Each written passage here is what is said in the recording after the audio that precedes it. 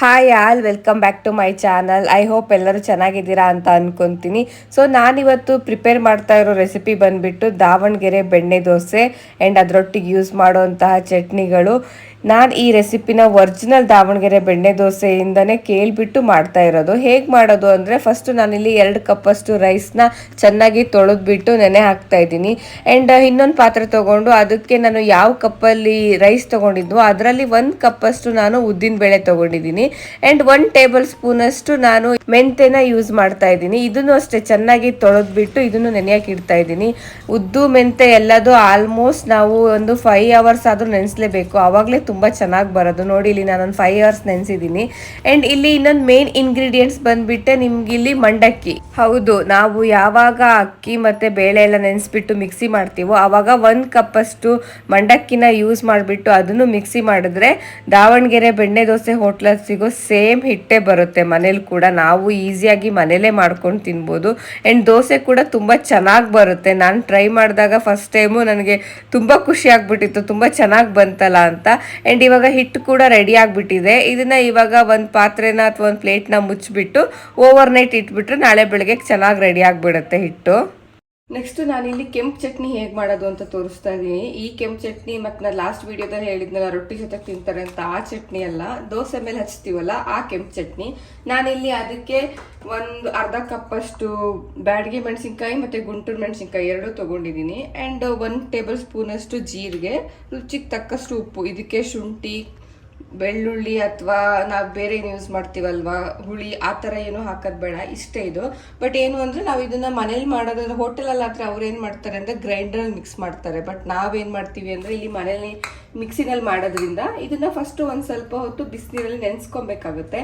And ಇಲ್ಲಿ ಮೆಣಸಿನ್ಕಾಯ್ದು ಅಷ್ಟೇ, ನೀವು ನೋಡ್ತಾ ಇದ್ದೀರಲ್ಲ, ಈ ತೊಟ್ಟನ್ನ ಫುಲ್ ತೆಗಿಬೇಕು. ಫುಲ್ ಅಂದರೆ ಫುಲ್ ಇದಿಷ್ಟು ತೆಗಿಬಾರ್ದು, ಇಲ್ಲಿ ಕಟ್ ಮಾಡಬೇಕು. ಯಾಕಂದರೆ ಇದರಲ್ಲಿರೋ ಖಾರ ಮತ್ತು ಕಲ್ಲರ್ ಎರಡೂ ಹೋಗಬಾರ್ದು, ಅದಕ್ಕೋಸ್ಕರ ಇಲ್ಲಿವರೆಗೂ ಕಟ್ ಮಾಡಬೇಕು. ಸೊ ನಾನಿವಾಗ ಕಟ್ ಮಾಡ್ಕೊತೀನಿ.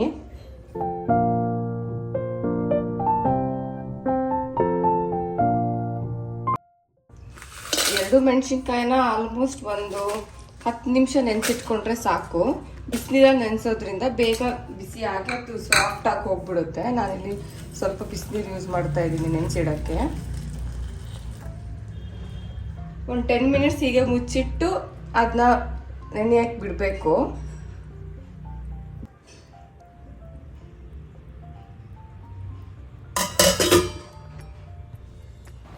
10 ಮಿನಿಟ್ಸ್ ಆದಮೇಲೆ ಇವಾಗ ನಾವು ನೆನೆಸಿರ್ತೀವಲ್ಲ ಅದನ್ನ ಚೆನ್ನಾಗಿ ಸೋಸ್ಕೊಬೇಕು. ನಾನಿಲ್ಲಿ ಒಂದು ಜರಡಿ ಹಿಡ್ಕೊಂಡು ಸೋಸ್ತಾ ಇದ್ದೀನಿ.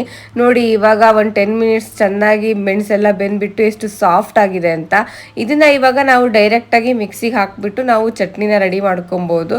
ಆ್ಯಂಡ್ ಇಲ್ಲಿ ಇವಾಗ ಚಟ್ನಿಗೆ ನಾನು ಆಗಲೇ ತೋರಿಸಿರೋ ಹಾಗೆ ಜೀರಿಗೆ ಮತ್ತು ಉಪ್ಪನ್ನ ಹಾಕ್ತಾ ಇದ್ದೀನಿ. ಆ್ಯಂಡ್ ಇಲ್ಲಿ ಏಲಕ್ಕಿ ಕೂಡ ಸ್ವಲ್ಪ ಜನ ಹಾಕ್ತಾರೆ, ಸ್ವಲ್ಪ ಜನ ಹಾಕಲ್ಲ, ಅದಕ್ಕೆ ನಾನು ತೋರಿಸಿಲ್ಲ. ಏಲಕ್ಕಿ ಇಷ್ಟ ಇದ್ದರೆ ನಾವು ಏಲಕ್ಕಿ ಕೂಡ ಯೂಸ್ ಮಾಡಬಹುದು. ಸೊ ನಾನಿವಾಗ ಎಲ್ಲ ಹಾಕಿಬಿಟ್ಟು ಒಂದು ಸ್ವಲ್ಪ ನೀರು ಹಾಕ್ಬಿಟ್ಟು ಮಿಕ್ಸಿ ಮಾಡ್ಕೊಂಡಿದ್ದೀನಿ. ಎಷ್ಟು ಚೆನ್ನಾಗಿ ಬಂದಿದೆ ನೋಡಿ, ಫುಲ್ ನೀಟಾಗಿ ಗಟ್ಟಿಯಾಗಿ ಚೆನ್ನಾಗಿ ಬಂದಿದೆ. ಇದನ್ನು ನಾವು ಸ್ಟೋರ್ ಮಾಡಿ ಇಟ್ಟುಕೊಂಡು ಫ್ರಿಜ್ಜಲ್ಲಿ ಇಟ್ಟರೆ ನಾವು ಆಲ್ಮೋಸ್ಟ್ 1 ಮಂತ್ವರೆಗೂ ಆರಾಮಾಗಿ ದೋಸೆಗೆ ಯೂಸ್ ಮಾಡ್ಬೋದು. ಉಪ್ಪು ಮತ್ತು ಖಾರ ಎಲ್ಲ ನಾವು ನಮ್ಗೆ ಎಷ್ಟು ಬೇಕು ಅಂತ ನೋಡಿಕೊಂಡು ಯೂಸ್ ಮಾಡಬೇಕಾಗುತ್ತೆ. ಅಲ್ಲಿಗೆ ಕೆಂಪು ಚಟ್ನಿ ಕೂಡ ರೆಡಿ ಆಗಿಬಿಟ್ಟಿದೆ. ಆ್ಯಂಡ್ ನೆಕ್ಸ್ಟ್ ನಾರ್ಮಲಾಗಿ ನಾವು ಕಾಯಿ ಚಟ್ನಿ ಮಾಡ್ತೀವಲ್ಲ, ಆ ಕಾಯಿ ಚಟ್ನಿ ಹೇಗೆ ಮಾಡೋದು ಅಂತ ತೋರಿಸ್ತೀನಿ ನಾನಿಲ್ಲಿ. ನಾವು ಕಾಯಿ ಚಟ್ನಿನ ಮಾಡಬೇಕಾದ್ರೆ ಕಾಯಿನ ತುರ್ಕೊತೀವಿ. ಬಟ್ ಇಲ್ಲಿ ಈ ಥರ ದಾವಣಗೆರೆ ಸ್ಟೈಲಲ್ಲಿ ಮಾಡಬೇಕಾದ್ರೆ ಅವರು ಕಾಯಿನ ತುರ್ಕೊಳಲ್ಲ, ಈ ಥರ ಕಟ್ ಮಾಡಿನೇ ಹಾಕ್ತಾರೆ. ಕಟ್ ಮಾಡಿ ಹಾಕಿದ್ರೇ ತುಂಬ ರುಚಿ ಅಂತ ಹೇಳಿದ್ರು. ಆ್ಯಂಡ್ ನಾನಿಲ್ಲಿ ಒಂದು 4-5 ಮೆಣಸಿನ್ಕಾಯಿ ತೊಗೊಂಡಿದ್ದೀನಿ, ಗ್ರೀನ್ ಚಿಲ್ಲಿ. ಇದನ್ನು ಚೆನ್ನಾಗಿ ನಾವು ಎಣ್ಣೆಲಿ ಹುರಿಬೇಕು. ಯಾವಾಗ ನಾವು ಚೆನ್ನಾಗಿ ಎಣ್ಣೆಲಿ ಹುರಿತೀವೋ ಆವಾಗ ಹಸಿರು ಮೆಣಸಿನ್ಕಾಯಿ ತಿಂದರೆ ಗ್ಯಾಸ್ಟ್ರಿಕ್ ಕೂಡ ಬರಲ್ಲ ಆ್ಯಂಡ್ ಎದೆ ಉರಿ ಕೂಡ ಬರಲ್ಲ. ಚೆನ್ನಾಗಿ ಹುರಿಯೋದೇ ಮೇಯ್ನು. ನಾನಿಲ್ಲಿ ಚೆನ್ನಾಗಿ ಹುರ್ಕೊಂಡಿರೋಂತಹ ಹಸಿ ಮೆಣಸಿನ್ಕಾಯಿ, ಉಪ್ಪು, ಕಾಯಿ ಮತ್ತು ಇದಕ್ಕೂ ಒಂದು ಏಲಕ್ಕಿನ ಹಾಕ್ಬೋದು. ನಾನು 1 ಏಲಕ್ಕಿ ಹಾಕಿದ್ದೀನಿ. ಇಷ್ಟೇ ಇಂಗ್ರೀಡಿಯೆಂಟ್ಸ್, ಇದಕ್ಕೆ ಜಾಸ್ತಿ ಏನು ಬೇರೆ ಐಟಮ್ಸ್ ಏನು ಯೂಸೇ ಮಾಡೋದು ಬೇಡ. ಇದನ್ನ ಇವಾಗ ನೀಟಾಗಿ ಸ್ವಲ್ಪ ಮಿಕ್ಸಿ ಮಾಡ್ಕೊಬೇಕು. ಆ್ಯಂಡ್ ಈ ಚಟ್ನಿನೂ ಕೂಡ ಅಷ್ಟೇ, ನಾವು ತುಂಬ ಸಾಫ್ಟಾಗಿ ನೈಸಾಗಿ ಪೇಸ್ಟ್ ರೀತಿ ಚಟ್ನಿ ಮಾಡಬಾರ್ದು, ಸ್ವಲ್ಪ ತರಿನೇ ಇರಬೇಕು. ತರಿ ಇದ್ರೇ ಒಂಥರ ರುಚಿ ತುಂಬ ಚೆನ್ನಾಗಿರುತ್ತೆ. ಆ್ಯಂಡ್ ಏಲಕ್ಕಿ ಕೂಡ ಹಾಕಿರ್ತೀವಲ್ಲ, ಅದ್ರ ಫ್ಲೇವರು ಅಷ್ಟೇ ತುಂಬ ಚೆನ್ನಾಗಿ ಬರ್ತಾ ಇರುತ್ತೆ. ಸೇಮ್ ಹೋಟೆಲ್ ಸ್ಟೈಲಲ್ಲೇ ನನಗೆ ಚಟ್ನಿ ಕೂಡ ಬಂದಿತ್ತು. ಆ್ಯಂಡ್ ಇವಾಗ ಪಲ್ಯ ಹೇಗೆ ಹೇಗೆ ಮಾಡೋದು ಅಂತ ತೋರಿಸ್ತಾ ಇದ್ದೀನಿ. ನಾನಿಲ್ಲಿ ಒಂದು 3 ಆಲೂಗೆಡ್ಡೆ ತೊಗೊಂಡಿದ್ದೀನಿ. 3 ಆಲೂಗೆಡ್ಡೆನ ಚೆನ್ನಾಗಿ ತೊಳ್ಕೊಂಡು ಅದಕ್ಕೊಂದು ಸ್ವಲ್ಪ ನೀರು ಹಾಕಿಬಿಟ್ಟು ನಾನು ಕುಕ್ಕರಲ್ಲಿ ಹಾಕಿ ವಿಷಲ್ ಹೊಡಿಸ್ಕೊತಾ ಇದ್ದೀನಿ.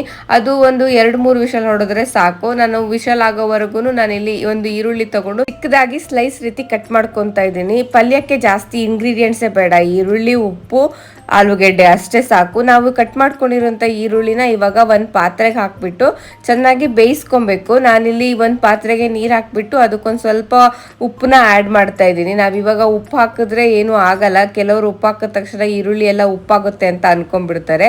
ನಾವು ಇದನ್ನ ನೆಕ್ಸ್ಟ್ ಸೋಸ್ತೀವಿ. ನಾವೀಗ ಟೀ ಕಾಫಿ ಎಲ್ಲ ಹೇಗೆ ಒಂದು ಸ್ಟೈನರ್ ತಗೊಂಡು ಸೋಸ್ತೀವಲ್ಲ ಅದೇ ರೀತಿನೇ ಸೋಸ್ತೀವಿ ಇದನ್ನು ಕೂಡ. ಹಾಗಾಗಿ ಏನು ಉಪ್ಪೇನೂ ಆಗೋದಿಲ್ಲ, ಈರುಳ್ಳಿ ತುಂಬ ಚೆನ್ನಾಗೇ ಬರುತ್ತೆ. ನೆಕ್ಸ್ಟ್ ನಾನಿಲ್ಲಿ ಆ ವಿಷಲ್ ಹೊಡೆದ್ಬಿಟ್ಟು ಆಲ್ರೆಡಿ ಆಲೂಗೆಡ್ಡೆ ಬೆಂದಿದೆ. ಸೊ ಆಲೂಗೆಡ್ಡೆನೆಲ್ಲ ತಕ್ಕೊಂಡು ಅದನ್ನ ನೀಟಾಗಿ ಇವಾಗ ಸಿಪ್ಪೆ ಎಲ್ಲ ಬಿಡಿಸ್ಕೊಬೇಕು. ಸ್ವಲ್ಪ ಆರ್ಲಿ ಅಂತ ಹೇಳ್ಬಿಟ್ಟು ಹಾಗೆ ಇಟ್ಟಿದ್ದೀನಿ. ಸ್ವಲ್ಪ ಆರಿದ ತಕ್ಷಣ ಚೆನ್ನಾಗಿ ಸಿಪ್ಪೆ ಎಲ್ಲ ತೆಗೆದು ನಿಮ್ಗೆ ಹೇಗೆ ಬೇಕೋ ಆ ರೀತಿ ಸ್ಮ್ಯಾಶ್ ಮಾಡ್ಕೊಬೇಕು. ನಾನಿಲ್ಲಿ ಒಂದು ಸ್ವಲ್ಪ ಚಿಕ್ಕದಾಗೇನೆ ಸ್ಮ್ಯಾಶ್ ಮಾಡ್ಕೊಂಡಿದ್ದೀನಿ. ಆ್ಯಂಡ್ ಇವಾಗ ಇದಕ್ಕೆ ಆಲ್ರೆಡಿ ನಾವು ಕಟ್ ಮಾಡಿ ಇಟ್ಕೊಂಡು ಆ್ಯಂಡ್ ಬೇಯಿಸ್ಕೊಂಡಿರೋಂತಹ ಈರುಳ್ಳಿ ಕೂಡ ಇರುತ್ತಲ್ಲ ಅದನ್ನು ಸ್ಟ್ರೈನರ್ ಮುಖಾಂತರ ಆಲ್ರೆಡಿ ನಾನು ಚೆನ್ನಾಗಿ ಸೋಸ್ ಇಟ್ಕೊಂಡಿದ್ದೀನಿ. ಬಟ್ ಅದೊಂಚೂರು ವಿಡಿಯೋ ಕಟ್ ಆಗ್ಬಿಟ್ಟಿದೆ, ನನಗೆ ಆ್ಯಡ್ ಮಾಡಲಿಕ್ಕೆ ಸಿಕ್ಕಿಲ್ಲ, ನಾನು ಚೆಕ್ ಮಾಡಿದೆ.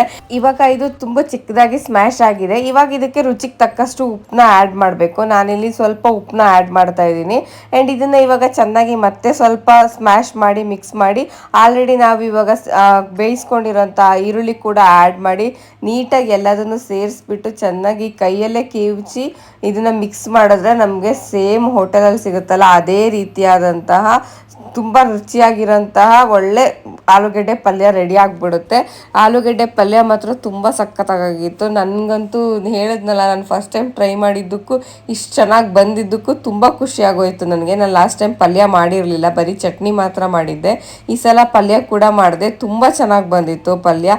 ಒಂದ್ಸತಿ ಟ್ರೈ ಮಾಡಿ ನೋಡಿ, ನಿಜವಾಗ್ಲೂ ನಾವೇ ಮನೆಯಲ್ಲೇ ನೀಟಾಗಿ ಕ್ಲೀನಾಗಿ ನಮ್ಗೆ ಹೇಗೆ ಬೇಕೋ ಆ ರೀತಿಯಾಗಿ ಚೆನ್ನಾಗೇ ಮಾಡ್ಕೊಬೋದು. ಎಲ್ಲದೂ ತುಂಬ ಈಸಿಯಾಗೇ ಇದೆ. ಆ್ಯಂಡ್ ನಾನು ರಾತ್ರಿನೇ ಇಟ್ಟಿದ್ನಲ್ಲ ಹಿಟ್ಟು, ಅದು ಬೆಳಗ್ಗೆ ನೋಡಿ ಚೆನ್ನಾಗಿ ಬೆಳೆದ್ಬಿಟ್ಟು ಫುಲ್ ಮೇಲೆ ಉಪ್ಕೊಂಡ್ಬಿಟ್ಟಿದೆ. ಹಿಟ್ಟು ಕೂಡ ತುಂಬ ಚೆನ್ನಾಗಿ ಬಂದಿತ್ತು, ಯಾಕೆಂದರೆ ನಾನು ಹೇಳ್ದಾಗೆ ಮಂಡಕ್ಕಿ ಕೂಡ ಯೂಸ್ ಮಾಡಿದ್ದೀವಲ್ವ. ಸೊ ಹಾಗಾಗಿ ಹಿಟ್ಟು ಸೇಮ್ ಹೇಗೆ ಹೋಟೆಲಲ್ಲಿ ಸಿಗುತ್ತೋ ಅದೇ ರೀತಿನೇ ಬರುತ್ತೆ. ಸೊ ನೀವೇನಾದ್ರು ಜಾಸ್ತಿ ಹಿಟ್ಟು ಮಾಡಿಟ್ಕೊಂಡಿದ್ರೆ ಸ್ವಲ್ಪ ಬೇಕಾದರೆ ತೆಗೆದಿಟ್ಕೊಬೋದು. ನಾನಿಲ್ಲಿ ಒಂದು ಸ್ವಲ್ಪ ಜಾಸ್ತಿ ಮಾಡಿದ್ದೆ, ಅದಕ್ಕೆ ಒಂದು ಸ್ವಲ್ಪ ತೆಗೆದ್ಬಿಟ್ಟು ಎಷ್ಟು ಬೇಕೋ ಅಷ್ಟಕ್ಕೆ ಮಾತ್ರ ಉಪ್ಪು ಹಾಕ್ಕೊಂಡಿದ್ದೀನಿ. ಸೊ ಇವಾಗ ದೋಸೆ ಹೇಗೆ ಮಾಡೋದು ಅಂತ ನೋಡೋಣ. ನಾರ್ಮಲಾಗಿ ಎಲ್ಲರೂ ಹೇಗೆ ದೋಸೆ ಮಾಡ್ತಾರೋ ಅದೇ ರೀತಿನೇ ಇದು ದೋಸೆ ಕೂಡ ಮಾಡೋದು. ನಾನು ಒಂದು ಗ್ಯಾಸ್ ಆನ್ ಮಾಡಿಟ್ಟು ತವನ ಬಿಸಿಗೆ ಇಟ್ಬಿಟ್ಟು ಅದರಲ್ಲಿ ನಾರ್ಮಲಾಗಿ ಹೇಗೆ ದೋಸೆ ಮಾಡ್ತೀವೋ ಅದೇ ರೀತಿನೇ ನಾನು ದೋಸೆ ಮಾಡಿದೆ. ಆ್ಯಂಡ್ ನಾನು ಇಲ್ಲಿ ಚಿಕ್ಕದನ್ನೇ ಯೂಸ್ ಮಾಡಿದ್ದೀನಿ ತವ. ದೊಡ್ಡ ತವದಲ್ಲಿ ಮಾಡಿದ್ರೆ ಇನ್ನು ಚೆನ್ನಾಗಿ ದೊಡ್ಡದಾಗಿನೇ ದೋಸೆ ಚೆನ್ನಾಗಿ ಬರುತ್ತೆ. ಆ್ಯಂಡ್ ಅದಕ್ಕೆ ದೋಸೆಗೆ ಇವಾಗ ದಾವಣಗೆರೆ ಬೆಣ್ಣೆ ದೋಸೆ ಅಂದರೆ ಮೇಯ್ನ್ ಬೆಣ್ಣೆನೇ ಅಲ್ವಾ. ಸೊ ಬೆಣ್ಣೆ ಜಾಸ್ತಿ ಯೂಸ್ ಮಾಡಲೇಬೇಕಾಗುತ್ತೆ. ನಾನು ಅಪರೂಪಕ್ಕಲ್ಲ ಅಂತ ಹೇಳ್ಬಿಟ್ಟು ಸ್ವಲ್ಪ ಜಾಸ್ತಿ ಬೆಣ್ಣೆನ ಯೂಸ್ ಮಾಡಿದ್ದೀನಿ. ನಿಮ್ಗೆ ಎಷ್ಟು ಬೇಕೋ ಅಷ್ಟು ನೋಡಿಕೊಂಡು ನೀವು ಬೆಣ್ಣೆ ಯೂಸ್ ಮಾಡಿ. ಆ್ಯಂಡ್ ಅದಕ್ಕೆ ಆಲ್ರೆಡಿ ನಾವು ಮಾಡಿಟ್ಕೊಂಡಿರೋಂತಹ ಕೆಂಪು ಚಟ್ನಿ ಕೂಡ ನಾನು ಇವಾಗ ಹಚ್ತಾ ಇದ್ದೀನಿ. ಕೆಂಪು ಚಟ್ನಿ ಹಚ್ಚಿದ್ದಕ್ಕೂ ದೋಸೆ ಸ್ಮೆಲ್ಲಿಗೂ ತುಂಬ ಸಕ್ಕತ್ತಾಗಿ ಬರ್ತಾಯಿತ್ತು. ಆಲ್ರೆಡಿ ನನಗೆ ಬಾಯಲ್ಲಿ ನೀರು ಬರ್ತಾಯಿತ್ತು, ಯಾವಾಗ ರೆಡಿ ಆಗುತ್ತಪ್ಪ ದೋಸೆ ಅಂತ. ಬೆಣ್ಣೆ ಕೂಡ ಆ್ಯಡ್ ಮಾಡಿದ್ದಕ್ಕೆ ಒಳ್ಳೆ ತುಂಬ ಸಕ್ಕತ್ತಾಗಿ ಸ್ಮೆಲ್ ಕೂಡ ಬರ್ತಾಯಿತ್ತು. ಅದು ಒಂದು ಸ್ವಲ್ಪ ಬೆಂದ ಮೇಲೆ ಅದು ಹಾಕಿರೋಂತಹ ಚಟ್ನಿ ಎಲ್ಲ ಚೆನ್ನಾಗಿ ಹಿಡ್ಕೊಂಡ್ಮೇಲೆ ದೋಸೆಗೆ ಇವಾಗ ನಾನು ರೆಡಿ ಮಾಡ್ಕೊಂಡಿರೋ ಅಂತಹ ಆಲೂಗೆಡ್ಡೆ ಪಲ್ಯ ಕೂಡ ಆ್ಯಡ್ ಮಾಡ್ತಾ ಇದ್ದೀನಿ. ಆಲೂಗೆಡ್ಡೆ ಪಲ್ಯ ಕೂಡ ಸ್ವಲ್ಪ ಆ್ಯಡ್ ಮಾಡಿಬಿಟ್ಟು ಸ್ವಲ್ಪ ದೋಸೆ ಎಲ್ಲ ನಿಮಗೆ ರೆಡ್ ಕಲರ್ ಕ್ರಿಸ್ಪಿಯಾಗಿ ಬರೋವರೆಗೂ ಸ್ವಲ್ಪ ಬೇಯಿಸ್ಕೊಬೇಕಾಗುತ್ತೆ. ನಾನಿಲ್ಲಿ ಮೀಡಿಯಂ ಫ್ಲೇಮಲ್ಲೇ ಬೇಯಿಸ್ತಾ ಇದ್ದೀನಿ. ಸೊ ಸ್ವಲ್ಪ ಬೆಂದು ರೆಡಿ ಆದ ತಕ್ಷಣ ತಕ್ಕೊಂಡು ಚಟ್ನಿ ಹಾಕ್ಕೊಂಡು ತಿಂತಾ ಇದ್ದರೆ ಸೂಪರಾಗಿರುತ್ತೆ. ನೆಕ್ಸ್ಟ್ ಟೈಮಿಂದ ಯಾರು ರೆಸಿಪಿನ ಟ್ರೈ ಮಾಡಿದವರು ಹೋಟೆಲಿಗೆ ಹೋಗ್ಬಿಟ್ಟು ದಾವಣಗೆರೆ ಬೆಣ್ಣೆ ದೋಸೆ ನಿಜವಾಗ್ಲೂ ತಿನ್ನೋದೇ ಇಲ್ಲ. ನಾನು ಇದು ಮನೇಲಿ ಮಾಡೋಕ್ಕೆ ಸ್ಟಾರ್ಟ್ ಮಾಡ್ದಲ್ಲಿಂದ ನಾನು ಹೋಟೆಲಿಗೆ ಹೋಗ್ಬಿಟ್ಟು ದೋಸೆನೇ ತಿಂದಿಲ್ಲ. ಚಟ್ನಿ ಕೂಡ ಅಷ್ಟೇ, ನಾರ್ಮಲಾಗಿ ನಾನು ಇವಾಗ ಬೇರೆ ದೋಸೆ ಇಡ್ಲಿ ಮಾಡಿದ್ರು ಇದೇ ರೀತಿ ಚಟ್ನಿ ಮಾಡ್ತಾ ಇದ್ದೀನಿ. ತುಂಬ ಚೆನ್ನಾಗಿ ಬರ್ತಾ ಇದೆ. ಆ್ಯಂಡ್ ಹೆಲ್ದಿಯಾಗಿ ಮನೇಲಿ ನಾವೇ ರೆಡಿ ಮಾಡಿಕೊಂಡು ನಾವೇ ತಿನ್ಬೋದು. ಹೋಟೆಲಲ್ಲಿ ನನಗೆ ಗೊತ್ತಿಲ್ಲ, ಹೇಳಕ್ಕೆ ಬರಲ್ಲ ಹೇಗೆ ಮಾಡ್ತಾರೆ ಅಂತ. ನಾವೇ ಮನೇಲಿ ಮಾಡ್ಕೊಂಡು ತಿನ್ನೋದ್ರಿಂದ ಹೆಲ್ತ್ಗೂ ಒಳ್ಳೆ ಆ್ಯಂಡ್ ಟೇಸ್ಟ್ ಕೂಡ ತುಂಬ ಚೆನ್ನಾಗಿರುತ್ತೆ. ಐ ಹೋಪ್ ಈ ವಿಡಿಯೋ ಎಲ್ಲರಿಗೂ ಇಷ್ಟ ಆಗುತ್ತೆ ಅಂತ ಅನ್ಕೊತೀನಿ. ಇನ್ನು ಯಾರೆಲ್ಲ ನನ್ನ ಚಾನಲ್ನ ಸಬ್ಸ್ಕ್ರೈಬ್ ಮಾಡಿಲ್ಲ, ಪ್ಲೀಸ್ ಸಬ್ಸ್ಕ್ರೈಬ್ ಮಾಡ್ಕೊಳ್ಳಿ, ಲೈಕ್ ಮಾಡಿ, ಶೇರ್ ಮಾಡಿ, ಕಮೆಂಟ್ ಮಾಡಿ. Thank you.